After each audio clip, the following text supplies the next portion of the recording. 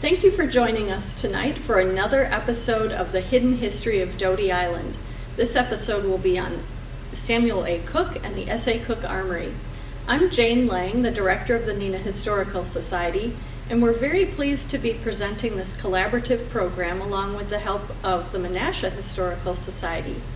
We work together to put these programs together to help you understand the hidden history, some of the stories you may not remember or understand about our amazing Doty Island.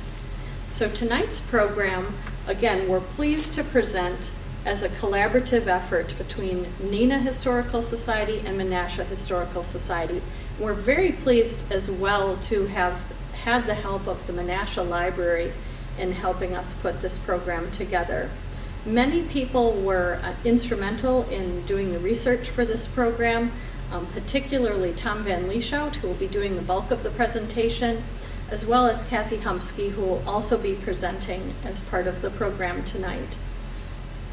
We're happy again to present this program as we understand the history of Doty Island. This is a 1938 aerial view of the island, and you can see Nicolet Blvd running right down the middle of it. The programs that we've done in the past, you can see highlighted here on the map, various spots indicating the different programs that we've done. We've covered the Whiting Boathouse, Picnic Island, Roberts Resort, the Memorial Building, the Winnebago Day School, Winnebago Players, the Driving Park, and the two tennis clubs, the Doty Tennis Club and the Racket Club, also known as the Barn. Most recently, we did a presentation on the Gilbert Paper Company and the Bonta Corporation, and that was presented in February. You can see that now on our YouTube channel or the Menasha Historical Society's YouTube channel. Again, a great collaborative effort between our two organizations. And we also had the help of many family members who were familiar with the stories of the Armory. So with that, I'm going to turn it over to Tom Van Lieshout to tell us about the hidden history of Doty Island and Samuel A. Cook.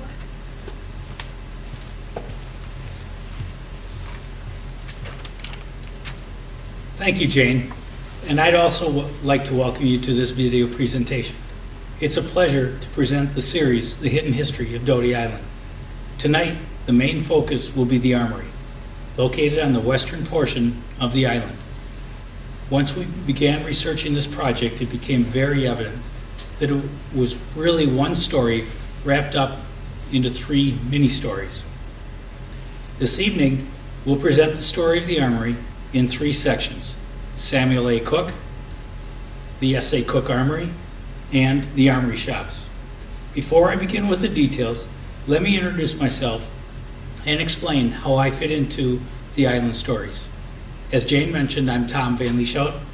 I was born at the Clark, lived on Hewitt Street in Neenah and Nicolet Blvd in Menasha, graduated from St. Patrick's Grade School across the street from the Armory. All in all, I lived my first 25 years on the island. In this first section, we'll discuss the man that donated the land and this building to the two cities and several military organizations.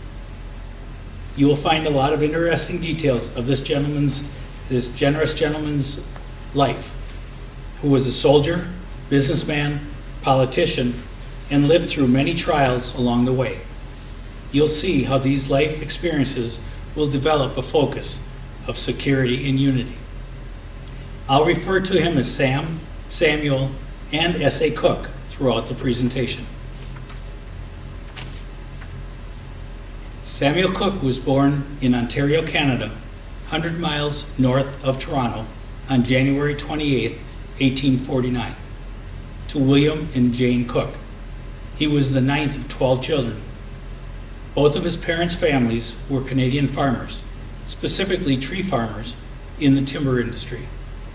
At age 7, Sam and the family will move to Wisconsin to farm trees on the eastern shores of Lake Winnebago, near Stockbridge in Calumet County. One of his older brothers will remain behind in Canada to continue working on the family farms. In 1856, William Cook, with a substantial down payment, will buy one large farm and bargain for 6 smaller farms. The bargain was similar to a land contract, where they work the land now and pay for them in the future. His plan was a farm for each of his 6 sons. During the Civil War, Sam and 3 of his brothers will join the Union Army. After the war, Sam will return to the family farm in Calumet County until 1872. With the move to Marathon County, he'll become a retail merchant and be appointed U.S. Postmaster. In 1873, he will marry Abby Keller. A son will be born a year later. Tragedy will strike, however, as the son will die in childbirth and Abby will pass away 5 days later. In 1876, he will marry again, this time to childhood friend Jenny Christie. In 2 years, their daughter Maud is born, and in 3, Sam will transfer the postmaster job to his brother Jacob and move to Neenah. Jenny and Sam will move to Neenah in 1881. Son Harry will be born later that same year. The next year, they'll purchase Dr. Nathaniel Robinson's house on Doty Island. The Grand White House, 138 Commercial Street, was located on the shore of the Fox River. This is the home pictured in the top photo.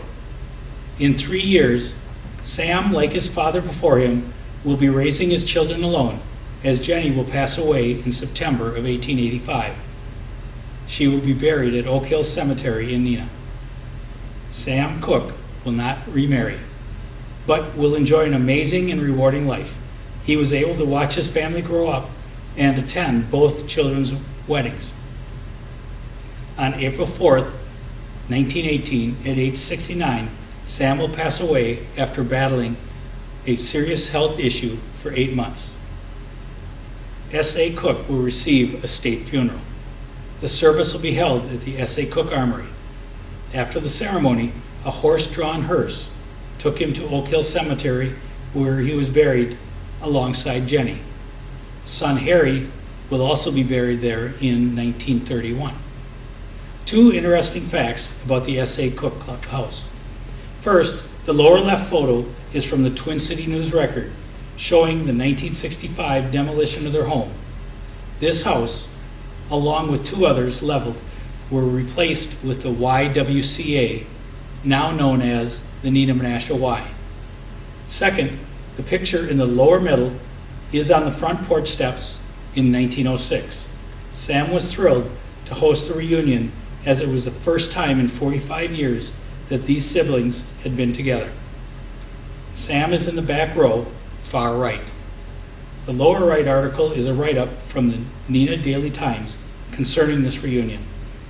In 1860, 2 events will rock Sam's world and shape his life and personality. Let's explore those 2 events.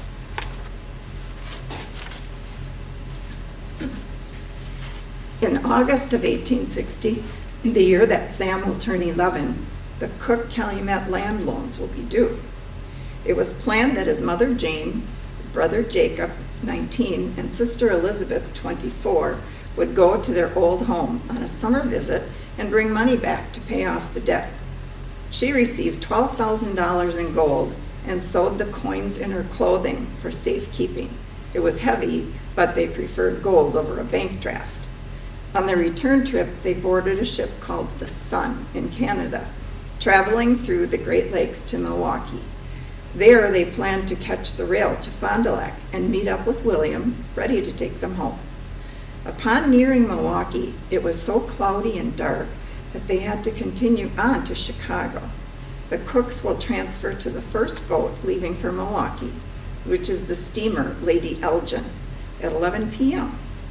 At 2 a.m., Lady Elgin was struck by the Augusta. Ramming bow first into the Lady Elgin's side, the Augusta sheared off one of her 2 30-foot paddle wheels, then punched through the hull. Within minutes, that early Saturday morning, near Waukegan, Illinois, the Lady Elgin broke into pieces. Jacob was rescued, floating on a fragment of wreckage 15 hours later near Racine. Sam's mother and sister were of the 300 lost at sea. Elizabeth's body was recovered 4 days later. No trace of his mother or the gold was ever found. On that day in 1860, Jane was 49 years old.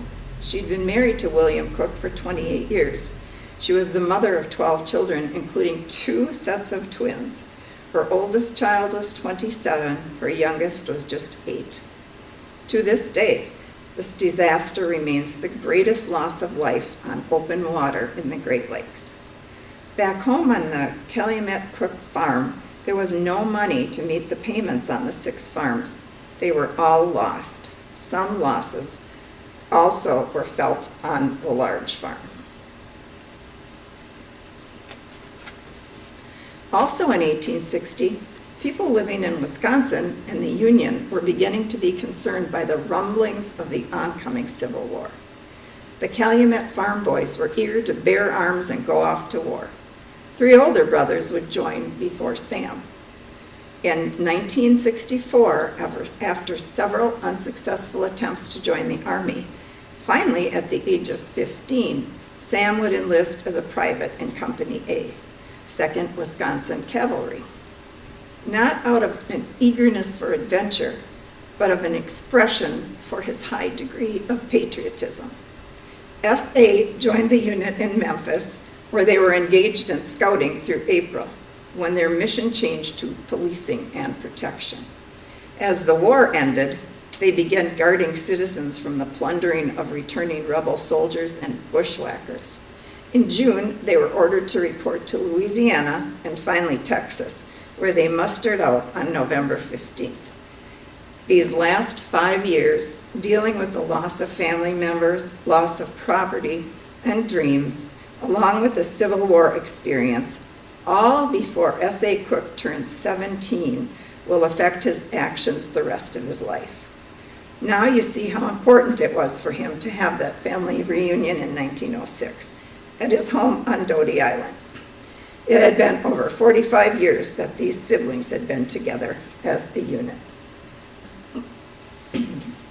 Taken from the Cook family records, this is what was said about the reunion of surviving siblings and spouses.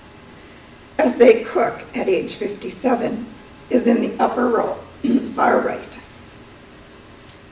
Mr. Cook's spirit is young today. His heart is overflowing with happiness and his mind busy with carrying out the details of an event that will touch into vibrant action every chord of memory that has entered into the anthem of his useful and successful life, to find fuller volume in the heart response of those who will enjoy it all with him. For a long time, Mr. Cook has cherished the purpose of assembling every living member of the Cook family in a happy reunion at his home in this city. He has spent a great deal of the time in correspondence, striving to set a date convenient for all, and finally settled on August 2nd, 1906. His children, Miss Maud and Harry, and all the members of his household have shared with him in the happy preparations. At some place in the feasting, a dish will be served that will awaken thoughts of the Canadian home. 2 years ago, Mr. S.A. Cook, Miss Maud, and Harry visited the old homestead.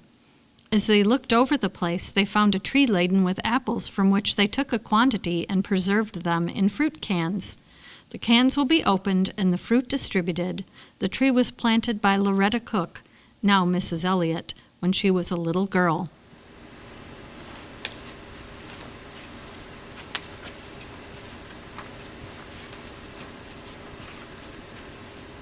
After the war, Sam will return to the farm until 1872.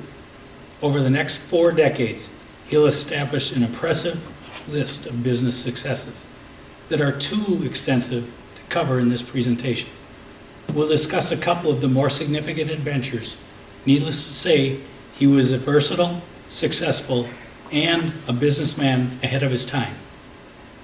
Once in Neenah, he developed a partnership with Harry Sherry. Together, they bought 1,000 acres of pine land, growing and selling lumber to the expanding paper industry. in years later, he will purchase Sherry's share of Neenah paper. Then Sam, along with F.T. Russell, will be the sole owners of this long-lasting, profitable Neenah facility. S.A. will also strike up a business relationship with John Strange, owner of John Strange Paper in Menasha. Together, they'll purchase the bankrupt Paul Paper Mill. This was the best-known mill in the area at the time, making print and fine-grade super-calendared paper. Next, Sam will purchase a newsprint and fine paper mill in Indiana called Alexandria Paper. There, he is one of the first in the nation to adopt the concept of profit sharing. In articles concerning this sale, it was stated that S.A. Cook always looked at life as it should be, fair and equitable. In 1897, he filed articles of incorporation for the S.A. Cook Manufacturing Company in Menasha. Developing a partnership with his nephew, Watson Yule, and son Harry, this business will be a maker of paper and shingles. An early believer in being frugal and a recycler, they utilized the waste from the shingles as the primary energy source. It was evident that family, friendships, and strong work ethic were deeply ingrained in his personality. This, along with the lumber and paper experience, makes him a perfect fit for our area. Sam's passion to serve comes from his military service. Earlier, we mentioned the service as a U.S. postmaster. He will follow that up in Neenah, being elected mayor in 1889. He will serve as member of the Wisconsin State Assembly and be elected delegate to the Republican National Convention in Minneapolis. S.A. Cook was elected as a Republican in the 54th Congress of the United States. While in Congress, he helped author and push for approval of the anti-filled cheese bill, which President Grover Cleveland signed into law June 6, 1896. This bill provided a definition of cheese and imitation or filled cheese. The bill also imposed a tax upon and regulation of the manufacture, sale, importation, and exportation of filled cheese. He will decline re-election in Congress as he had aspirations of becoming a senator. He will be unsuccessful in 2 senatorial runs in 1897 and 1907. In between his Senate tries was a run for governor of Wisconsin. This story is very interesting as he was going to take on Wisconsin's current governor, the legendary and powerful Fighting Bob the Follett. What made this election interesting was the fact that they were from the same party. These articles will cover that 1904 run for governor. Governor La Follett's continued movement towards progressivism alienated many state Republican Party leaders. Therefore, La Follett's followers and the conservatives held separate conventions. This became the fight between the conservative stalwarts and the progressive half-breeds. Sam aligned himself with the stalwart faction of the party and was nominated to head up their ticket at the Opera House Convention. Cook, still believing that he was right, withdrew his name shortly before the election when the state Supreme Court upheld the Follett's control of the party and his right to the Republican label and ballot. S.A. Cook was also generous with his money. Sam fondly remembered the city of his youth, Chilton. They were collecting funds to provide the city with a free library. When he heard about this endeavor, he promptly forwarded his mite, as he termed it, with words of encouragement. In an article in the Chilton Times, it stated the following concerning that gift. It is an undisputed fact that the sons of little Calumet have always remained loyal and true to her, a fact which was delightfully illustrated on Tuesday when the Times editor opened his mail and found a letter from our old friend, the Honorable S.A. Cook of Neenah, containing a check for $200, a gift to the Chilton Free Library Association. In 1910, he showed his love for the National Guard. At Camp Douglas, S.A. Cook presented a new shooting trophy worth several $100s. At the time, it was said to be an act without precedence in the state, if not the country. The trophy would be a perennial one provided annually to the highest aggregate shooting score in the state. His generous heart continued on after his death. His estate, as noted in this 1925 article, was providing dinners for the needy. In his will, the armory and the occupants received a lump sum trust to be handled scarcely as a reserve fund for the care and upkeep of the building. Samuel's will further stated, so that the use of the building and its accessories shall be free of cost to the GAR posts of Neenah and Menasha, including both relief corps and the ladies of the Grand Army, so that the use and benefit of their home in that building shall be absolutely free to them. It is my hope that the boys of Company I will see to it that this is done, as it was one of the principal parts of vital interest that caused me to construct the building, and a condition that the boys of Company I promised me that they would take pride in doing.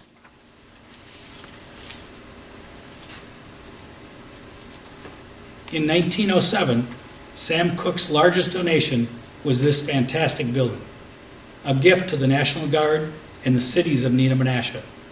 He had an incredible admiration for the National Guard and a resolute loyalty and devotion to his old comrades who wore the blue. He knew the value of having an organization ready to defend the flag. Being the mayor of Neenah, he always said that Neenah loved me and I loved Neenah. But one thing prevailed in the back of his mind. He saw that there was an indifferent attitude between the two cities. Sam saw what division did in the country during the Civil War. He did not want to see this division in our community. Sam wanted to develop something that could possibly unite us and cause a stronger community. Security and unity was a driving force in this wonderful gift. Both of these motives were ingrained in him: the need for someone to protect its citizens and the need for those citizens to be united. Now let's explore this grand donation in detail. In this section, we will cover the S.A. Cook Armory building.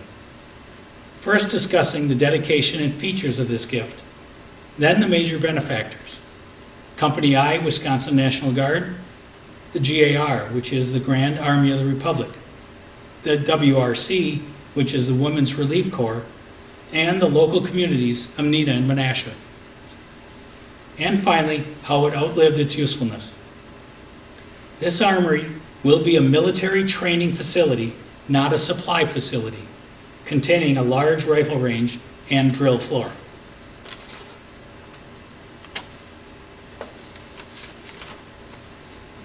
The construction of the armory, costing $25,000, was a culmination of an 11-year dream of Sam Cook's to construct a moderate-sized building as a memorial hall, a monument to those gone before us and of use to the living. He also wanted the structure to be erected on the actual borderline of Neenah and Menasha. It was located in the center of the dividing thoroughfare, Nicolet Blvd. This would fulfill his idea of developing something that could possibly unite us, causing a stronger community. The land chosen on the island was the former site of the Universalist Church of the Good Shepherd. On February 2nd, 1907, the S.A. Cook Armory was dedicated to Company I, 1st Infantry, Wisconsin National Guard, 2 military organizations, and the Twin Cities. Its first campfire was held on April 10th. The dedication was attended by the governor, a general, and adjutant general with an open invitation extended to all veterans and citizens. Over 2,000 were in attendance. No admission was charged.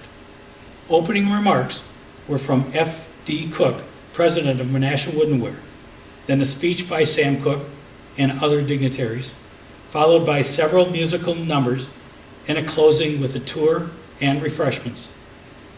Lower right is a program from the dedication. The upper right is the official open invitation placed in the newspaper, personally written by Sam Cook. The following are the actual words of S.A. Cook at the dedication. Most of his speech was in the Appleton Post-Crescent. Fellow citizens, ladies of the WRC, members of the GAR, and Company I, this being my duty, it becomes a pleasure for me to appear before you here this evening. The conditions which go with this deed are that the members of J.P. Shepherd and the H.J. Lewis Posts and the WRC of Neenah and Menasha and Company I shall make it their home. You, trustees, Henry H. Cook, J.M. Pleasance, and J.B. Schneller, this property is to be in your charge. The armory is to be used and shared equally by both cities. I mean it to be a monument in honor of those who have gone before us. The highest tribute we can pay the dead is to do something which will help the living. I decided to build an armory and endeavored to have it on the line between Neenah and Menasha. I meant it to be of general good to both cities, a place where there could be large mass meetings or state conventions. I believe in the words of one who was so dear to us in days gone by. The kind and generous treatment to a soldier while he is living is better than soft words or monuments and flowers after he is dead. Now, trustees, I deliver to you this property and the key to the building. The Cook Armory was quite typical of armories built across the country in the early 20th century. They often featured twin turrets and looked similar to the castle-like still used on the branch insignia of the U.S. Army Corps of Engineers, upper left. These armories, usually located in downtowns or city centers, were used as community centers as well as headquarters of the local National Guard units.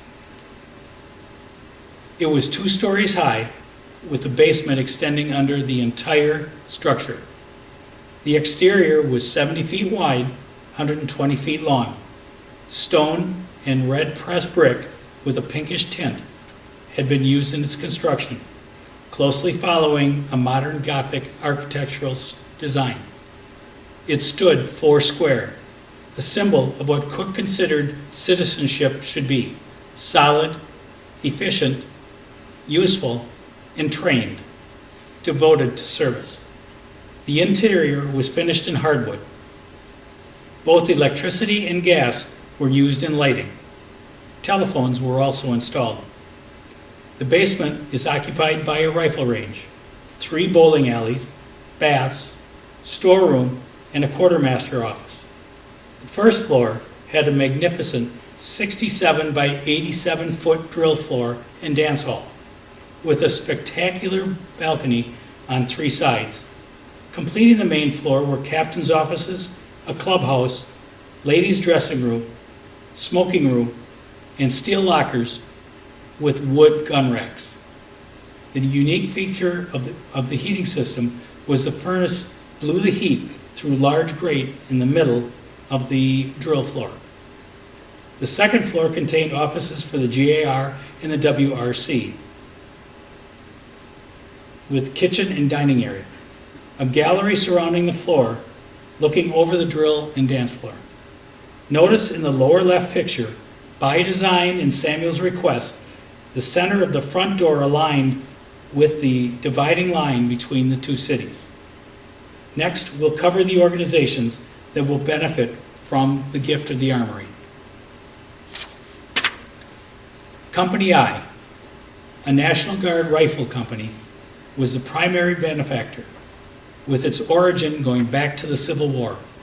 Raised by Simeon Nelson of Menasha and Abner Smith of Neenah, during the months of August of 1862. They saw plenty of action from the battles in Kentucky to the Battle of Chickamauga in Tennessee. One local member of Company I to fight in the Civil War was future mayor of Neenah, Lieutenant Charles B. Clark. You will come to know him as the Clark in Kimberly-Clark. At the turn of the century, Sam Cooke was deeply involved with the movement to keep the formations of local military units. He helped implement a training manual and provided funds for meetings and activities. The lower left photo is a group of men that were all privates in the Oshkosh Company prior to mustering in the Neenah's Company I in February of 1901. They used to hold drill meetings in an old rink before the armory was built. The photo in the upper right is Company I in 1915. This group chased Pancho Villa in Mexico after border incursions in Texas. If you look at the insert on the top of the armory, the words Armory Company I was inscribed. This unit was special to S.A. Cooke. He gave them the facility and gave the men a lot of responsibility to keep it for future use. The two world wars saw the Neenah and Menasha Company I. They will become affiliated with the 32nd Division, 127th Infantry Regiment. They went to war and performed at a level that would have made a private S.A. Cooke proud.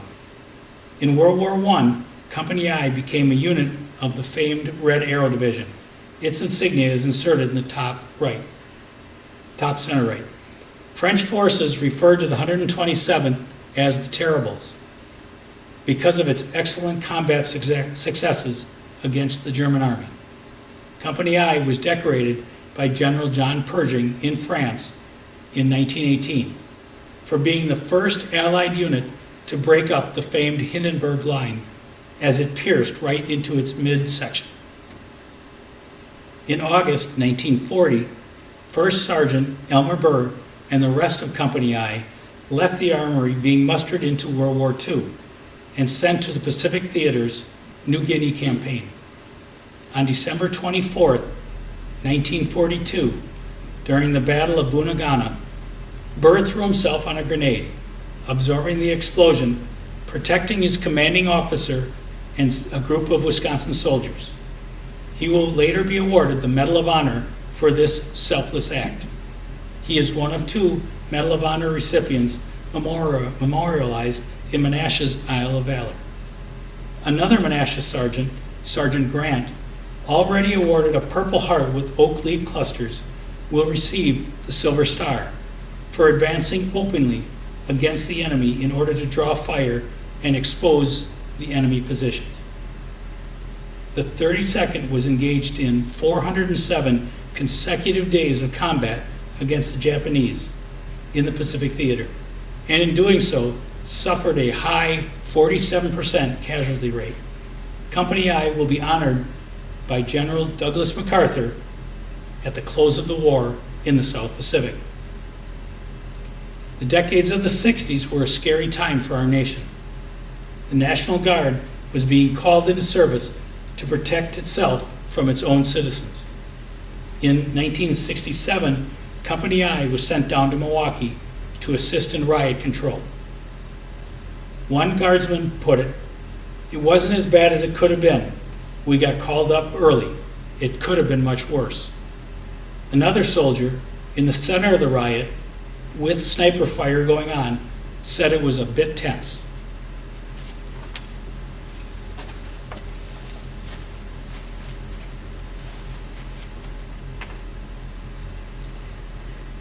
The next group to benefit from Sam's gift were two organizations. First, the GAR. The Grand Army of the Republic, founded in 1866, was the largest veterans organization in the country after the Civil War. It was a fraternal organization. Members were veterans of the Union Army, U.S. Navy, and Marines. The group supported voting rights for Black veterans and lobbied the U.S. Congress to establish veterans' pensions. The GAR left an enduring memorial to the people of Wisconsin in the establishment of the Grand Army Home located at King. In 1887, they passed a resolution urging the founding of a home for destitute veterans, their wives, and widows. The upper left photo is a GAR parade on North Commercial Street. The parade was part of the 1913 convention in Neenah, Menasha, held at the Armory. Sam Cook was commander of the Wisconsin Department of the GAR in 1915 and 16. The lower right picture is a postcard of several Civil War veterans wearing Grand Army of the Republic badges. Sam Cook is on the left. Sam had great respect for the organization, so he made sure they had office space. The other organization to benefit was the WRC. The Women's Relief Corps is the official women's auxiliary to the Grand Army of the Republic. The WRC is one of the many women's organizations that were founded after the Civil War. Early on in the creation of the WRC, Memorial Day was used to teach patriotism and nationalism to children of all ages. The members of the Women's Relief Corps, with the assistance of children, would make floral wreaths and place them alongside American flags at the graves of Union veterans and nurses who died during and since the war.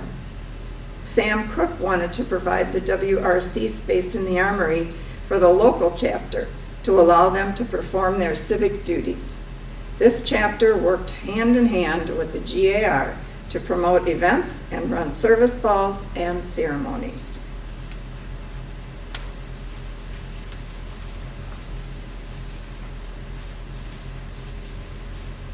Finally, it was a gift to the communities of Neenah and Menasha, and boy did they use it.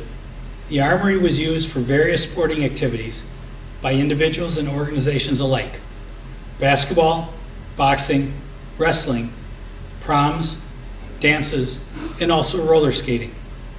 Musical programs, political speeches, and rallies also were performed at the facility. The Emergency Society would sponsor rummage sales every Saturday morning in the fall. The Neenah Eagles would arrange yearly Armory Christmas events, including Santa with an evening event put on by the members' children. In the early 30s, the Twin Cities Chorale Group, Friends of Music, would hold an annual concert. In the 1934 program was Longfellow's Hiawatha's Wedding Feast. The Armory provided the best basketball court in the area, being the scene of the WIAA district high school tournaments in the 20s and the 30s. For decades, this building was filled with activities and memories. Here are some of the comments made lately on social media. We'll call them voices from the past. Now you can see how powerful this gift was to this area. These memories are over 50 years old. We were able to locate newspaper articles to back up many of their memories. On Sundays, they opened it up, and we could roller skate all afternoon on the hardwood floors. I still remember the music. I remember going to boxing matches there with my dad. We also saw the original Globetrotters play at the Armory. We used to line up there with the Girl Scouts for the Memorial Day parade. My dad was the first sergeant. We had full run of the place. The war room, the offices, storage of GI gear in the basement, and the main floor had basketball hoops. In 1940, St. Patrick's graduate remembers, before St. Pat's built a gym, we would play our basketball games at the Armory. I remember the wrestling matches. Saw a guy wrestle a bear once. Blazer Brothers, Haystack Calhoun, and Mean Mountain Bean. My parents went to dances there. They belonged to a dance club named the Merrymakers. That's where they held their dance parties. My mom wore beautiful dresses to those parties.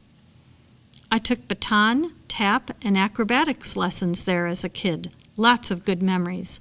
I loved the wooden floors and the mezzanine inside the building. I remember my dad teaching me shooting there. To this day, I can still smell the scent of spent shells. I remember being taken on a class trip, walking over from Roosevelt School, to see and hear Earl Warren, who was running for the Republican nomination for president. We had Rifle Club every Wednesday night. Twin City Rod and Gun Club sponsored it. 22s only. One of the more memorable moments in the Armory history came on February 11th, 1935. 2 years before her disappearance, Amelia Earhart arrived on Doty Island at the Chicago Northwestern train station. Helen Kimberly Stewart, Neenah's first alderwoman and chairperson of the Wisconsin League of Women's Voters, invited Earhart to give a speech detailing her adventures in flight. During her stay, which lasted less than 24 hours, Earhart lectured at the S.A. Cook Armory, greeted youngsters, and signed autographs. That afternoon, a group of young Neenah girls were invited to join Earhart for tea at Stewart's home. One of the guests, Kate Gilbert, recalls in her diary the only way a 13-year-old could: school, played around, went to hear Amelia Earhart. Years later, with more time to reflect, Kate recalls, Amelia was a lively woman, full of spunk and energy, way ahead of her time, and not afraid of anything. The photograph on the left is Amelia as she sat in Helen's living room on East Wisconsin Avenue. This rare photograph of Amelia wearing a dress. By the mid-50s, many of the original armories across the nation became less functional, and the new Eisenhower-era armories were built to replace them. Appleton was building a new state-of-the-art facility and consolidating units. In 1968, Company I vacated the proud 60-year-old S.A. Cook Armory and moved to Appleton. The property will now be owned by the state of Wisconsin and up for sale. For more than a year, the state and the cities worked to develop the best path forward. The city of Neenah, having the right of first refusal, was seriously considering it, but it declined on a 5-5 vote as it did not want to get into the real estate business. One veterans organization, the Disabled American Veterans, expressed interest in using part of the building for office space. Another option floating around was a joint effort between Neenah and Menasha to house both city halls in the Armory.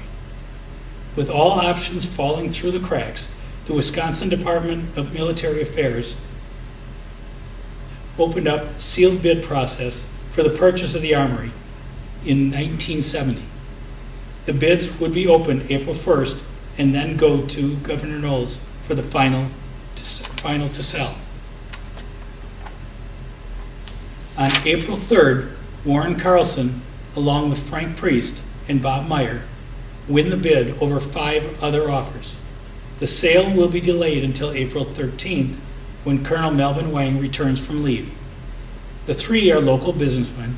Warren, along with his wife Grace, owned Carlson's Closet, a clothing store in downtown Neenah. Frank Priest, owner of Card and Camera, also downtown Neenah, and R.J. Bob Meyer was in real estate. When asked about their intentions, Carlson stated, "The plans for future use have not been finalized at this time. We'll discuss their business venture in the next section." One note of interest is the second highest bidder was submitted by Remick Transfer. We'll hear about Remick Transfer again later in this story. For almost 2 years, Neenah Menasha, along with the state of Wisconsin, tried in vain to figure out what to do with the Armory. In this section, we'll discuss the new journey for this turn-of-the-century building, and we'll learn about the details of the new business venture, the new owners, Warren Carlson and Frank Priest, the shops by floor level, and memories of shop owners and customers alike. As before, the Armory will outlive its usefulness. You'll learn about the option and final resolution. In 1969, the Carlson family, on a vacation in the San Francisco Bay Area, stopped at a retail shopping center. This was an older building repurposed into a retail center. with various retail shops. From that moment on, the Carlsons had their idea how to develop the Armory Shops. They will turn the facility into a mini mall with small, boutique-type shopping. It will be known as the first mini mall in the state. Choosing a medieval theme, shops will range from 200 to 2,000 square feet. Parking was made available for 50 cars. The exterior was developed to replicate a medieval English Tudor hamlet. The main floor will resemble the streets of shops right out of Shakespeare's England, surrounding a common area. The entrance of the facility will set the image by replacing the double-hung windows with medieval themed emblems. A drawbridge will be added with a moat filled with water. The moat was used sparingly as water would seep into the basement. Opening day on April 25th, 1970, 5,000 customers were invited to this unique shopping experience by crossing the drawbridge as it was being let down, and then past the castle turret. This is what the Post Crescent had to say about the unusual shopping experience. Shades of merry old England, and as British as Yorkshire pudding. One can almost see the knights of King Arthur's Round Table raising their tankards of ale in a toast upon entering the old S.A. Cook Armory, which is now undergoing a prodigious remodeling job. One will eventually enter the complex by means of a drawbridge suspended by heavy chains over a moat, to be confronted by a 2-story turreted tower at the far end of the lane of shops. The interior motif is designed to conform with the castle fortress design of the exterior. Ascending the 2 spiral staircases, one may view the nostalgic scene below from parapets encircling the upper floor where more intriguing shops are located. A restaurant will be located on the lower level with accommodations for some 40 people. Here again, quaint little shops will be found.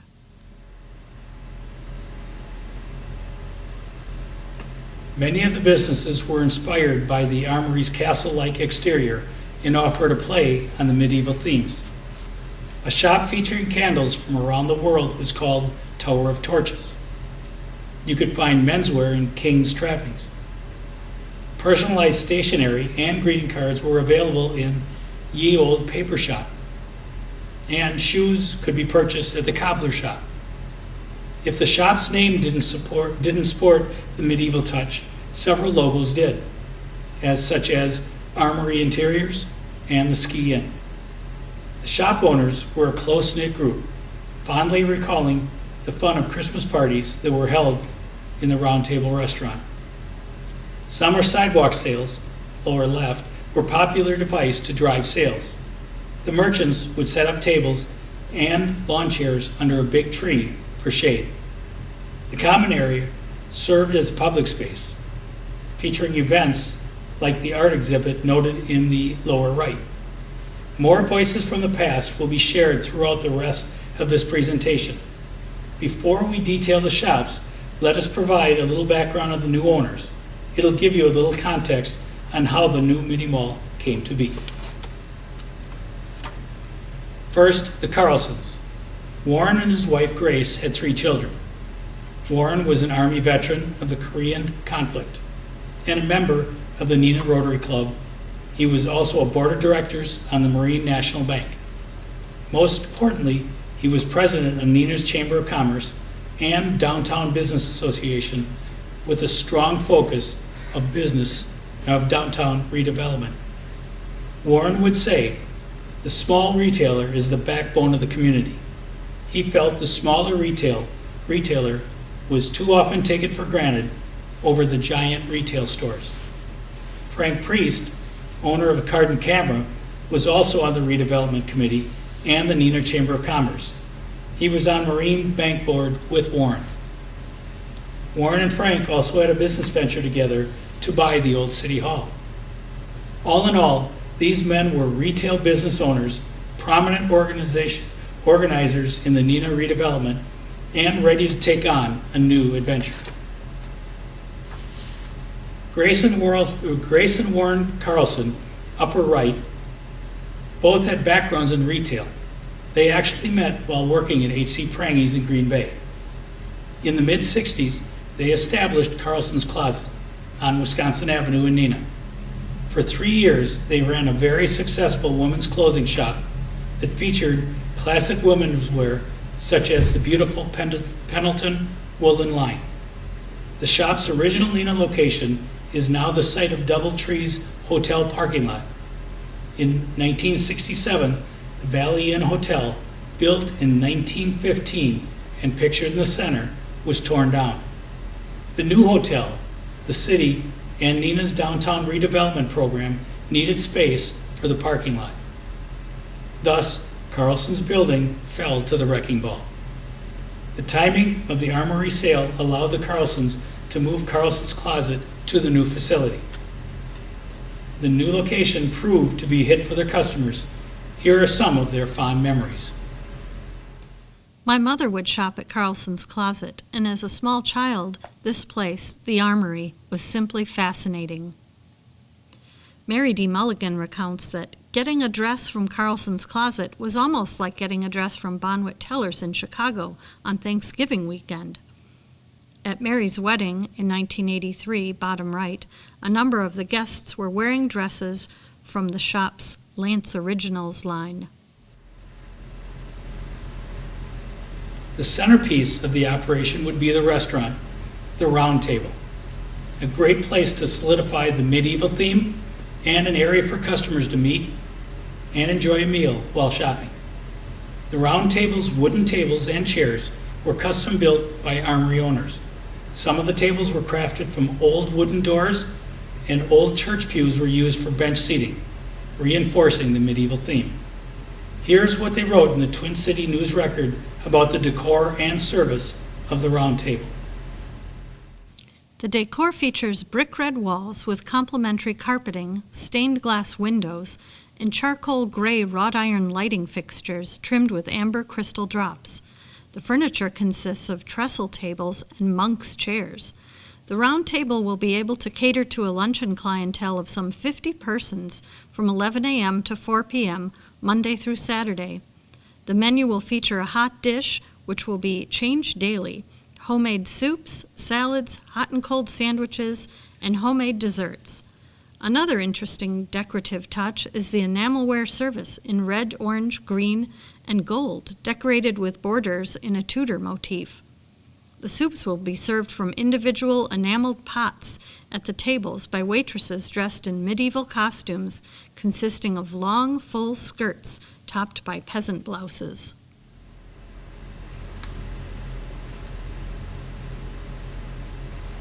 This is the actual menu from the Roundtable. 50 years after it closed, diners are still recalling their favorite Roundtable dish. Here are a few of those mouth-watering memories. Great restaurant serving Scandinavian open-face sandwiches. I ordered Reuben's without sauerkraut. Kim Carney's favorite item on the menu was its great soup. Lunch at the Roundtable often followed a visit to Needlepoint Posh or a salon appointment at Charles Place. The Roundtable was in the basement. Loved their hot roast beef open-face sandwiches on dark rye bread with grilled onions and sour cream. Margaret Ann Cummings recalls fun lunches with my mom, eating their delicious French dip sandwiches. Polly Nevitt remembers, I had the best memory of lunch with my godmother. After lunch, she spoiled me with some shopping.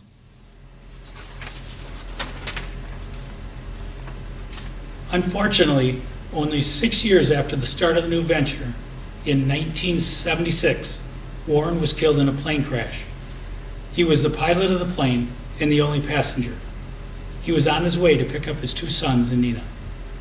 Grace and Frank quickly picked up the pieces. Warren's daughter, Betsy, remembers being away at college. I took some time off and helped out at the Roundtable. Mom and Frank kept things operating, and after several months, things began to settle down. It was a tribute to the shop owners that pulled together to keep things moving forward. Now let's explore some of the unique shops and the memories from their customers.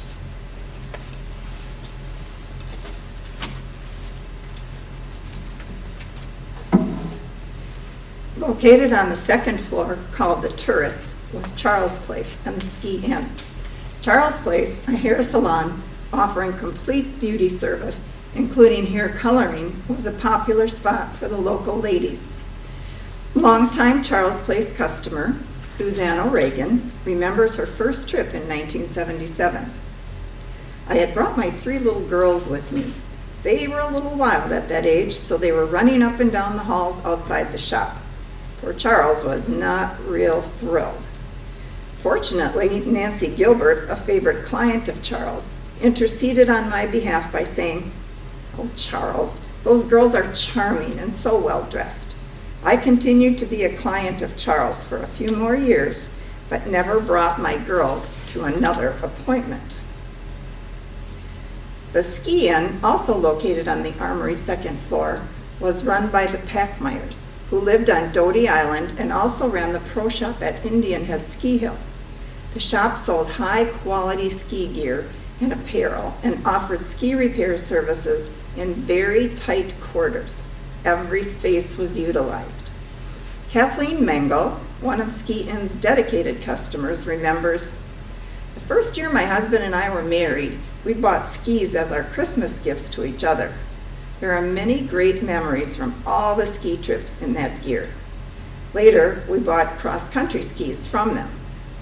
Morgan Hogarty remembers shopping there with her father before the family's first ski trip to Powderhorn. "My dad took us there in December of '78 and bought our entire family new skis, boots, and poles. My sisters and I got matching ski jackets, snow pants, and hats in a vivid orange. See the pictures on the right? My dad chose that color so he could easily spot us on the hills." Lastly, Steve Dorenzo recounts, "I worked at the Ski Inn for Al and Sue. Wonderful shop and great proprietors.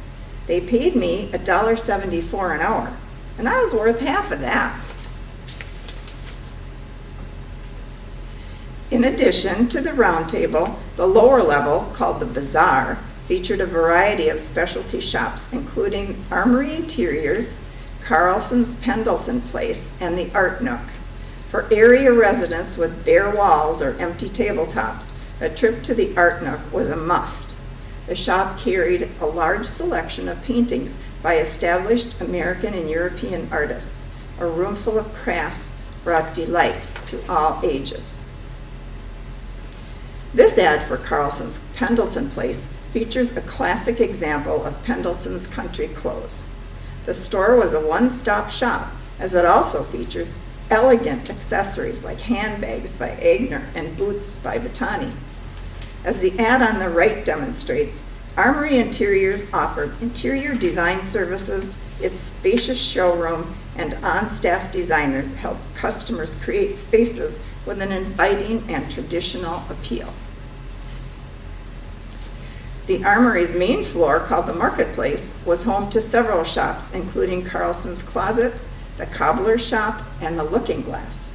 As you can see from the photo on the right, the Looking Glass boutique had an especially charming facade. Inside, the shop sold ladies' clothing for all occasions, from lingerie to daytime dress to special events. The left-hand photo pictures a style popular with Looking Glass customers. This sophisticated suede skirt, paired with a merino Italian wool turtleneck, sold for $60. The Looking Glass also carried giftware. The Armory had offered a charming and unique blend of shopping experiences. For the shopper who craved the exotic, the Import Bazaar, as you can see from their ad on the right, promised the whole world in your hands. Import Bazaar shoppers could browse handcrafted imported goods like jewelry, rugs, clothing, and tapestries. For those shoppers with more traditional tastes, Needlepoint Posh, whose advertisement is pictured on the left, sold custom-made needlepoint patterns and yarn and offered lessons to a devoted clientele. Debbie Nolan, Needlepoint Posh's owner, recalls a special pattern she developed to help save Neenah's iconic clock tower. "We sold doorstop sets designed and painted in our shop with coordinating yarn for $20. The money went to the Clock Tower Fund. The doorstops are shown on the bottom left. Young visitors to the Armory were always anxious to stop at Ye Olde Paper Shop. The shop carried a large line of greeting cards and personalized stationery, but the mouth-watering candy displays and array of small gifts were the biggest appeal for the young set. One customer still remembers when she, as a kid, said, "I bought a Holly Hobby figurine for my mom for Christmas." On the right is Sukasa. Inspired by television shows like The Galloping Gourmet and Julia Child, Sukasa's customers could purchase coveted cookware like Le Creuset. If you had a secret yen for cooking, cookbooks from plain to fancy, foreign and domestic, were available. Utensils from France, wood, copper, and glass from Mexico could help make your kitchen the heart of your home. The knight's trapping on the left had several lines of distinctive men's clothing, including Asher, Puritan, Pendleton, and Izod. On the right, the Tower of Torches will shed light on the matter. Their ad says it best. "We no longer rely on candles to light the darkness, but we can rely on candles to add a little grace, a little serenity, or even a bit of whimsy to this world. Rely on the Tower of Torch candles to perfume the air gently or create a hint of romance. We have all shapes, sizes, and scents." They also offered beautiful floral arrangements.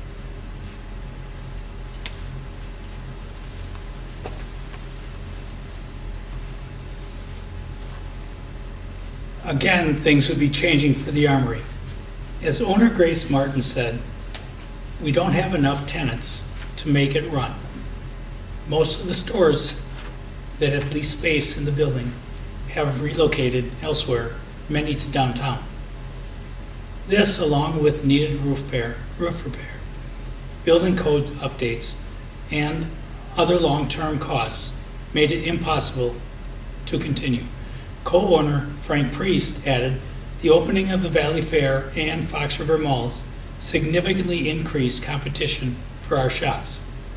So in 1985, they decided to close the Armory Shops and put the property up for sale.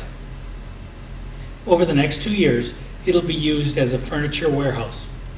Nobody wanted to lose this building. 2 years of trying to sell the property provided no significant leads. Russ Miller, a local businessman, considered a proposal to turn it into a military museum. Other options were daycare center, doctor's office, or a possible apartment complex, but the cost of renovation was too high. There was also a move to have the property listed on the Neenah Registry of Historical Places, but they tend to stay away from vacant buildings. The Land Commission could justify no longer delaying the demolition because no buyer was willing to preserve it. The cities of Neenah and Menasha issued a joint statement that the property would be sold to Remick Transfer. They would be building a 26,000 square foot warehouse, connecting it to their existing office and warehouse. The Remick facilities remain on the site today. The building dedicated in 1907 by S.A. Cook would fall to the demolition crew in 1987. Security and unity was S.A. Cook's vision for this gift. Over its 80-year existence, the Armory has delivered both. Company I provided the community and the nation's security. They performed magnificent in battle. It would have made Sam proud. It brought unity to the citizens of Neenah and Menasha as they were able to jointly use the gift for both enjoyment and commerce. Even though the Armory was torn down, a part of it lives on. Think about all those memories discussed here today, and the ones that are in the hearts of countless others. Remember the wooden tables and chairs that were custom built by the owners? After the business was sold, these pieces were purchased by the owners of Club Tavern in Menasha. For For several years, their customers would sit on these chairs and eat off the tables. Bits and pieces of this historical building remain to this day. Pictured is a brick from the building kept by the Carlson family for nostalgia. You can see the distinct pinkish red tone of the brick. In the lower right, they also have a banner that hung on the walls of the Armory shop. If you dine in or have a drink at the Club Tavern, you will see light fixtures that were used in the Armory shops. Finally, the S.A. Cook sign that was on the top of the building is placed in a park named in his honor. Cook Park, formerly White Park, is located between River Street and North Water Street in Neenah. When you're walking or biking on the Friendship Trail, stop and check out the park and the sign. We went through a lot of history today. S.A. Cook's life, the gift to the city, and its transformation. The memories of the Armory provided the citizens and the organizations it supported will live on forever. It was a pleasure presenting this program this evening. Thank you for taking the time to watch, and we hope you enjoyed it. Thank you.